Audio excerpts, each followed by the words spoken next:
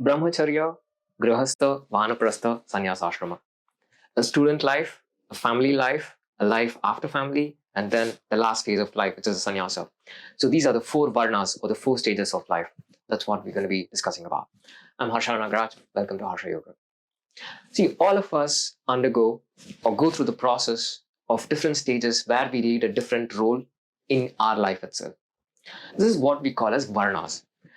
So these stages have been divided into four. What are these four different stages? The first one is brahmacharya, brahmacharya ashrama. So these four different stages of life are called as ashramas. First is the brahmacharya ashrama, where one indulges himself or herself in the studies of whatever he or she chooses to. Second one is the grihastha ashrama, where a person chooses to lead a family life.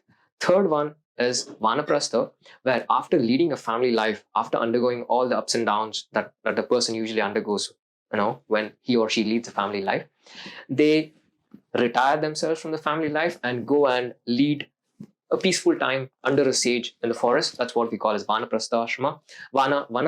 Vana means here forest. Vanaprastha ashrama is where the individuals who have undergone all the turmoils of the family, all the pain, suffering, happiness, and sorrows of a family life, they say, okay, I've had enough of it. And then they go and end up living with the sage, saying, okay, I have fulfilled all my duties with respect to being a family person. And they say, okay, now it's time for the next generation to take over. And they go and live with the sages.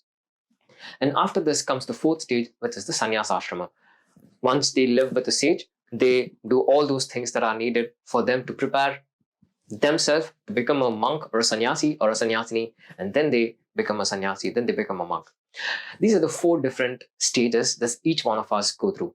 This is what we call as four varnas, the four stages: brahmacharya, grihastha, vanaprastha, and sannyasa ashrama. Brahmacharya ashrama is where you as a student, you as an individual, indulge yourself in intellectual studies. This is a very, very crucial, important stage in any individual's life. This is like the foundation for any kind of construction that you do. It's very, very essential that the foundation be very strong. You can't construct a 10-story building on a foundation, that's not built for withholding, whatever comes in the 10 floors. The first 21 years, this is usually how much time it was taken earlier in the Gurukulas for a student, 21 to 24 years, for him or her to study everything that he needs for him to be free after he completes his education. You have to remember this. After completing his education under a teacher in the Gurukula, the student used to feel free but not confused. Today, it's just the opposite. The whole point of leading a life of brahmacharya means the one who his mind, consciousness, body, intellect, everything is in tune with Brahma. Brahma here means reality of oneself. So he spends the first 1/4 of his life, the 21 years, the 24 years, understanding who or what he or she is all about. See, in the first stage of life, if you do not understand yourself by reading, by understanding the lifestyle, by understanding the life stories of the great sages and the saints who have lived, and if you don't relate what is happening in your life to whatever has happened in others' life, you start to create a lot of confusion within you. The brahmacharya time is the time where you strengthen yourself physically, emotionally, mentally, and most importantly, intellectually, for you to feel the happiness in the last stage of life. This is very, very important. See, if you don't fill yourself with everything that is needed for you to feel happy, for you to feel contented with yourself, you will lead a miserable life in the last stage of your life. Brahmacharya, the first stage of your life, the first 24 years or the first 30 years, whatever it may be, usually it is 21 to 24 years. That is where you dedicate your complete life to the studying everything that is needed for you to understand what is the purpose for why you're born. When you get this real picture, when you've understood everything, then the guru says, okay, now you have read, now you have understood everything that is needed for you to understand, now go and fulfill it. When you move to the next stage of life, what we call as the grihastha, the family life, a lot of confusion starts to happen. You gain clarity in the second stage of life when you have achieved everything that you have to, when you have gained all the knowledge that you want from the first stage of your life. Whatever they call as this midlife crisis with respect to that, with respect to this, it's all because of this. Why? There is no clarity in the first stage of life, so there is chaos in the second stage of life. It's as simple as that. One more thing. Just because you've studied for the first 21 years or 24 years doesn't mean your study ends there. Studies never end. The formal education under a teacher ends, but the informal or the actual education or the implementation of everything that you have read in the last 21 to 24 years starts from the 25th year onwards. Usually, people in the earlier days, once they complete their studies, they used to enter into the second stage of life, what we call as Grihastha-ashrama. Grihastha-ashrama means one is where you get married, you start a family life. You raise a family, you undergo all the sufferings that are there with respect to leading a family life, undergo all the ups and downs, implement everything that you have learned in the first stage of life so that you can lead a peaceful life when you are with another person. Because the first stage of life, the first 24 years of your life, even though you would have parents around you would have friends around you would have teachers around you, you never actually lived with another person. The second stage of life, the Grihastha Ashrama, the family life, is where you start to live with this other person. Being alone, being with another person 24/7, there's a lot of difference. Conflicts are bound to happen. This is where the knowledge that you have gained in the first stage of life comes into practice. This is where you learn, okay, how mature you are. Everything that you have learned in the first stage of life will be clearly reflected in the second stage of life. Leading a family life, the knowledge, everything that you need, you may have or may not have seen it the way you're supposed to see. But everything that you need for the second stage of life, you would have got from the first stage of life. You would have learned a lot of things. It's just that you have to streamline yourself in a way so that all the knowledge that you have gained during your study time, it's put into effect here in the second stage of life. What is it? The family life, what we call as Grihastha-ashrama. This is the second stage of life, usually followed by most of the individuals who are born as humans. They raise a family, they undergo all the ups and downs, they lead the family life, and they say, okay, I'm done with this family life. And after leading all these years of family life, then they move on to the third stage of life. What is it? Vanaprastha ashrama. After undergoing all the ups and downs in family life, usually the head of the family, the father or whoever it may be, hands over everything that is there for the next generation, son or the daughter, and then they retire themselves into seclusion. They go and seek refuge under a teacher in a monastery or an ashram or wherever it may be.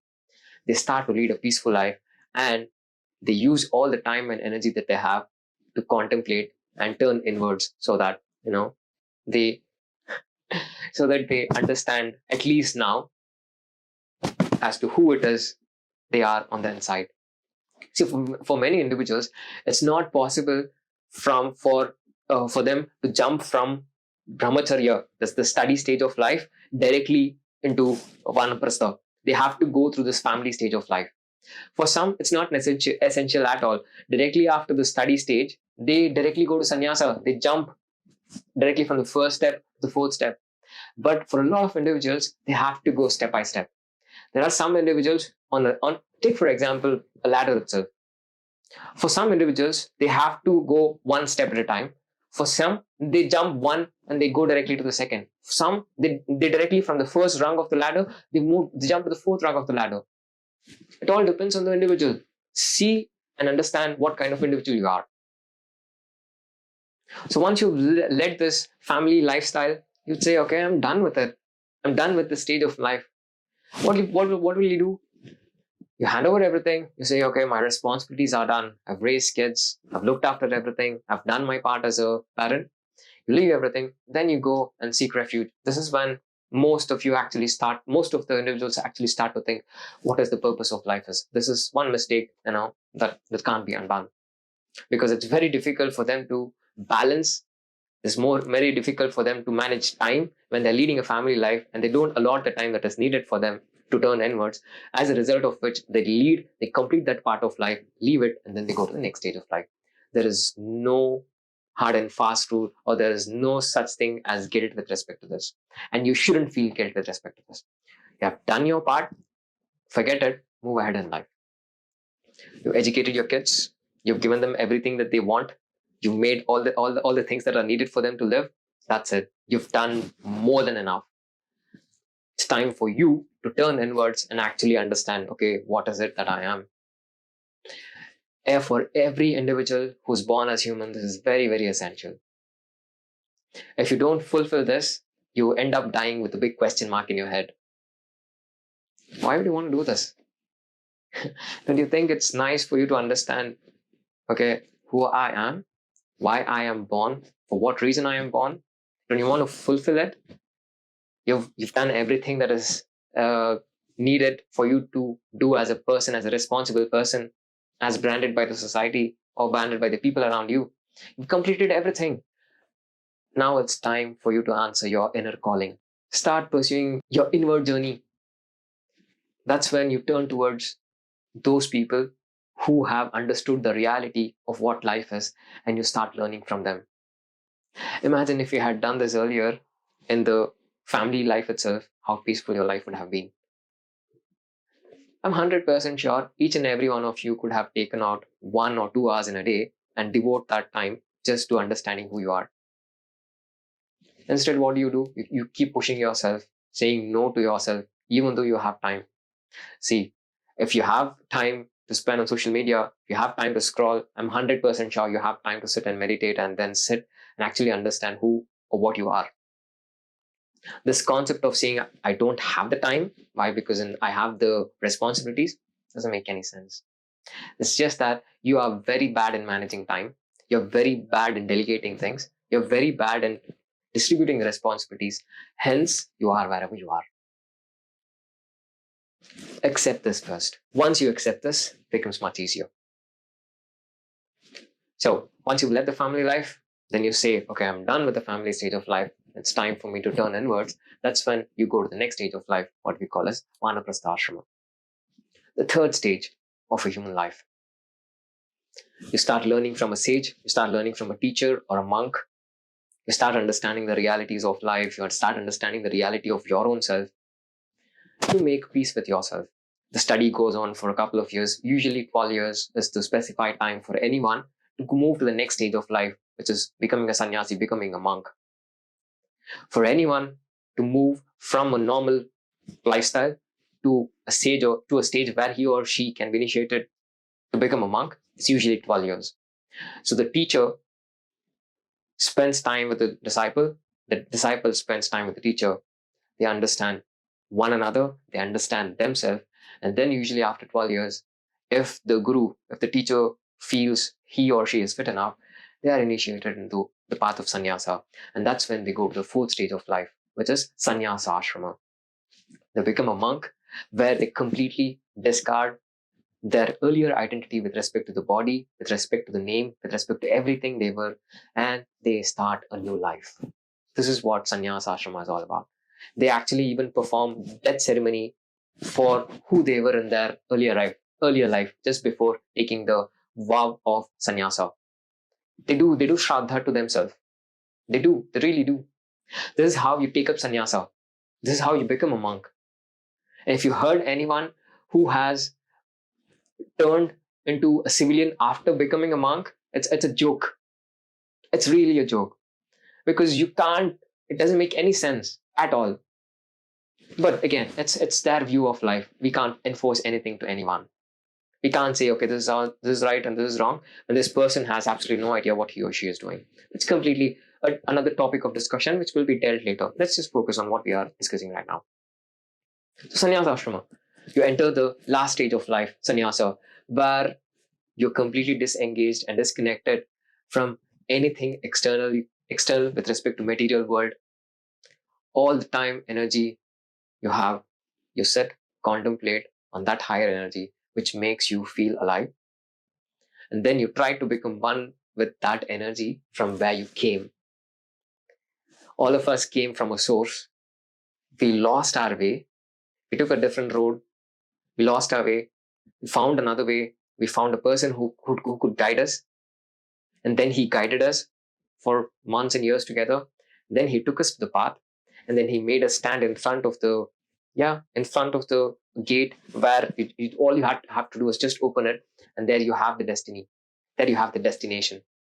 Destination for me is one and the same. This may sound crazy, but that's how it is. If you know your destiny, you'll definitely know your destination. If you know your destination, that's definitely the destiny. This is what you do when you go to the last stage of life, the sannyas ashrama. It's not that easy to be monk. I myself don't know if I'll be one. Hopefully I will be. I aspire to be one. But this is how it is. Each and everyone has to go through these stages of life, but it's not essential also. For some individuals, you have to go through the brahmacharya, you have to study, you have to lead a family life, you have to get rid of the family that you have, distribute all the responsibilities, give away everything you have, then move ahead to sannyasa ashrama, become a monk.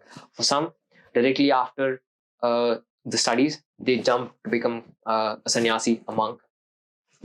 It depends on people. For some, they get married, so they study, they get married, maybe they stay in the family life for a couple of years, they directly move to become a monk. It depends on the individual. Great maharshis, great incarnations, usually after they're born, after their study time, once they complete their studies, they directly move on to become sannyasi, monks. Take for example Vivekananda itself. He's I'll talk about him in the subsequent videos, but he's the best example for the present generation. From being a brahmachari, he directly moved to become a sannyasi. It's not essential, and as I said, it depends on the individual nature also.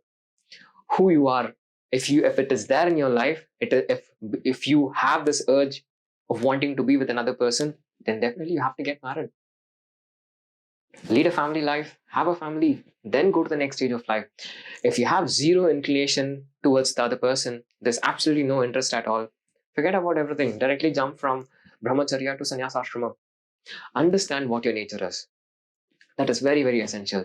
Not understanding what your real nature is and fighting against your nature and saying, this is who I am, in spite of knowing that you are not what you are, it just makes your life miserable. Lead a balanced life, understand this. Okay, now I'm in the first stage of life, now I'm in the second stage of life, third stage of life, or the fourth stage of life.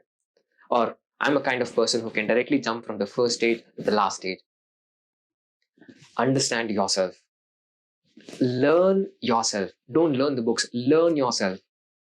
You have never put any effort in learning who you are. It is very, very essential that you learn who you are.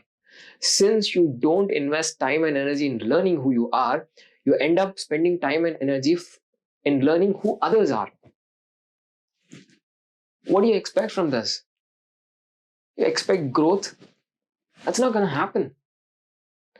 Each and every one of us have a purpose to fulfill. Work on that. Each and every one of us have a purpose to fulfill. Each and every one of us are born for a reason. Why are you pushing yourself far away from this and then saying, okay, this is not what I'm born for, and doing something just to, comfort yourself? Make your life miserable by pursuing what you're born for, even if it's very difficult. Life is going to be a miserable journey. It's as simple as that. It's not that easy to live. You know what's the most difficult thing on earth? The most difficult thing on earth is to live and fulfill your purpose. It's not getting a meal or getting a job or pleasing someone. The most difficult thing in life is to live, and most importantly, feel alive. 99% of the people live.